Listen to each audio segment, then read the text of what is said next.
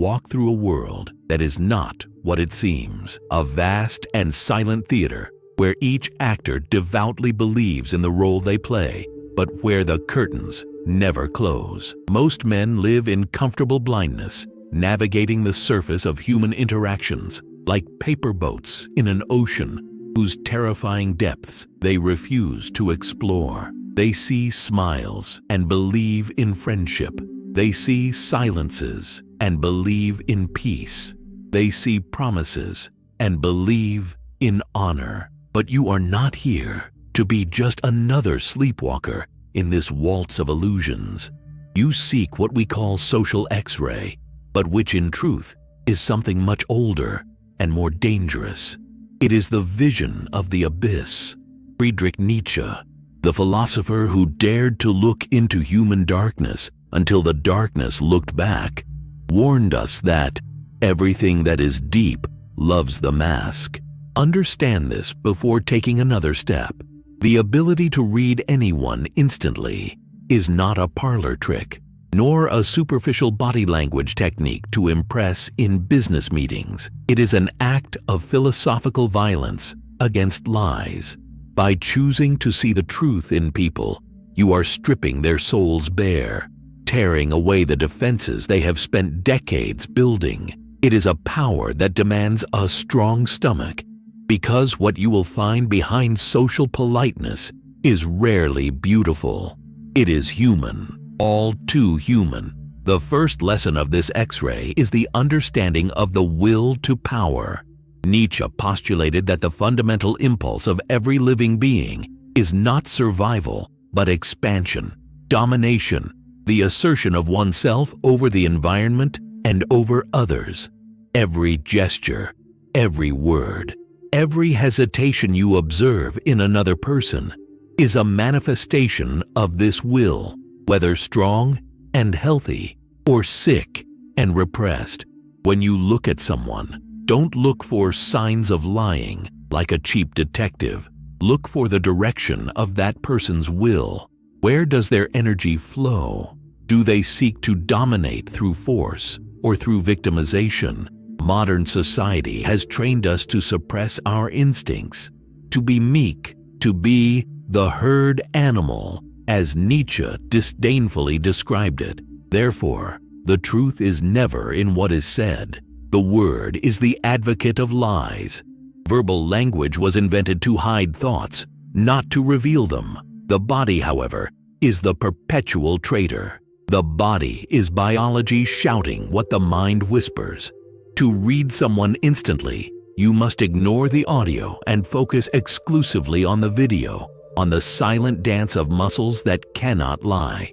Let's start with the eyes, not because they are the windows to the soul, a poetic and empty phrase, but because they are the guardians of attention.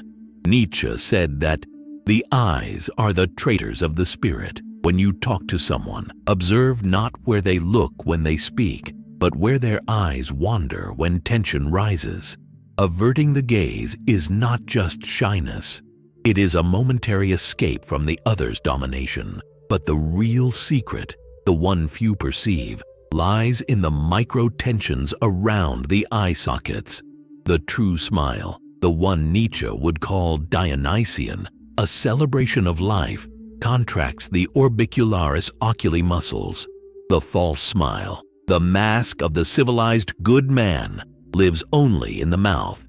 It's a dead smile, a tool of social manipulation. If the eyes don't smile, the soul is calculating. And what does it calculate?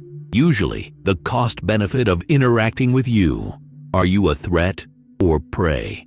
An ally in ascension or a stepping stone? This assessment happens in milliseconds, guided by instincts that precede language by millions of years. Posture, in turn, is the architecture of self-image. Observe how a person occupies space. The man who possesses what Nietzsche called mastery of oneself doesn't ask permission to exist. He occupies space with a fluid naturalness, without rigidity.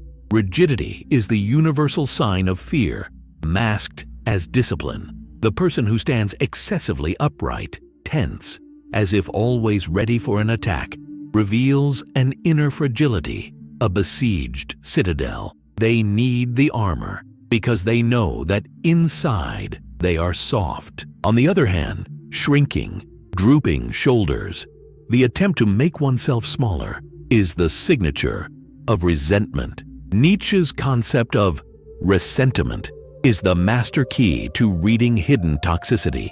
The resentful person is one who, unable to act and master their own life, inverts values. They call their weakness kindness, their cowardice patience, and their envy justice. How do you identify this in the social X-ray? It's subtle. It's the compliment that carries an almost imperceptible poison. It's the person who smiles at your momentary misfortune, a micro-expression of relief that lasts a fraction of a second when you recount a problem. It's the predatory glint in their eyes when the conversation revolves around others' failings. Reading people requires you to become a predator of intentions. You must observe the hands. Hands are the tools of the will. Restless hands, touching the face, adjusting clothes, playing with objects, are hands that try to dissipate the nervous energy of a lie or a contained anxiety. Nietzsche reminds us that he who has a why to live can bear almost any how, and he who has something to hide can bear any discomfort except total immobility under scrutiny. When you are silent and simply observe, you force the other person to fill the void. Silence is the great revealer. Most people cannot bear the weight of silence because, in silence, the masks begin to slip. Try this. Maintain eye contact for 1 second longer than is socially acceptable. Not an aggressive look, but a look of deep curiosity, a philosophical look. Observe the panic arising in the other person's eyes. Will they laugh nervously? Will they look away? Will they start talking compulsively about trivialities? The reaction to your silence will tell you how secure that person is in their own skin. He who endures silence beside him, who navigates the pause with tranquility, possesses an ordered soul. He who despairs in silence is an inner chaos seeking external distraction. But let's delve deeper. Social X-ray allows us to identify the invisible hierarchy in any group. Nietzsche spoke of the morality of masters and the morality of slaves. In a group, don't look for who speaks the loudest. Noise is often the rattle of emptiness.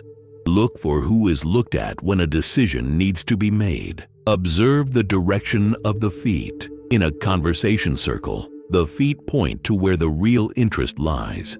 If the torso is turned towards you, but the feet point towards the exit or to another person, you are speaking with a mask. The person's will has already departed. And beware of flattery. Wherever you see flattery, you will also see envy crawling right behind it. This is a maxim that is confirmed day after day. The flatterer is a secret enemy. He inflates your ego not because he admires you, but because he wants to blind you. Cold reading requires you to be wary of anything that seems too sweet. Reality has edges. Truth has weight. If the interaction is excessively polite, excessively agreeable, alarm bells should ring in your mind. The X-ray reveals that this agreement is a camouflage strategy. The person is mirroring you not to connect, but to hide. It's the mimicry of a predator or parasite. Nietzsche proposed the idea of eternal return, living life in such a way that you would want to repeat it infinitely. Apply this to reading people. Observe the patterns. Human behavior is circular. The way someone treats the waiter today is the way they will treat you tomorrow when you are no longer useful. The way they talk about an absent friend is the way they will talk about you when you leave the room. There are no isolated cases in personality. There are repetitive patterns of the will. If you see disloyalty in small things, you will see betrayal in big ones. Don't fool yourself into thinking you are the exception. For the Nietzschean observer, history is a prophecy. But to see all this, to operate this X-ray, you must first kill your own naivete. You must accept that the human being is a complex creature, capable of sublime heights and repulsive baseness, often in the same day. "I am not a man. I am dynamite," wrote Nietzsche. You must be dynamite to social illusions. You must explode the facade of normality. In doing so, you will realize that most people are screaming for recognition, screaming for power, or screaming in pain, all in absolute silence. Reading people is ultimately an act of brutal compassion.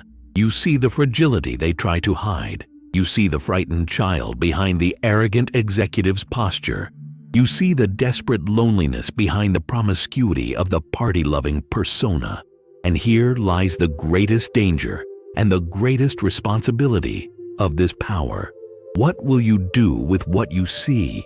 Knowledge is power, yes, but it is also a burden.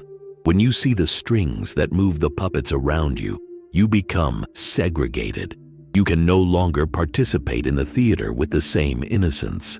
Your colleague's false smile no longer deceives you. It disgusts you or makes you feel pity.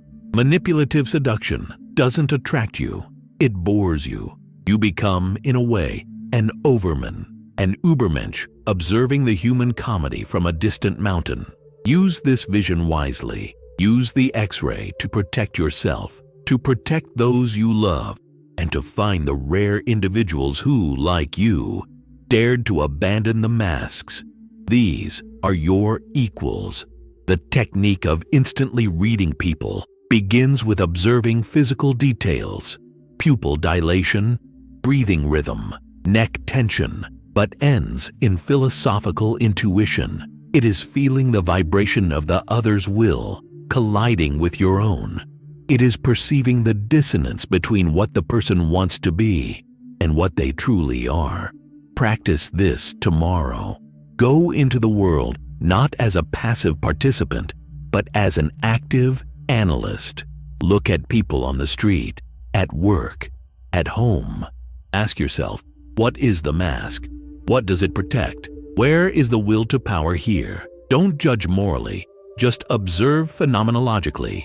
Beyond good and evil, that's where the true reading happens. If you judge, you stop observing. If you take offense, you've become blind. Clarity demands coldness. Clarity demands distance.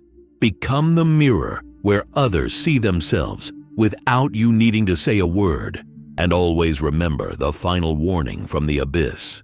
When learning to read the deepest secrets of others, make sure your own walls are fortified. For in the world of conflicting wills, transparency is an invitation to attack, and mystery is the strongest shield. He who sees all must be the one who cannot be seen. Be the invisible observer. Be the X in the equation that no one can solve.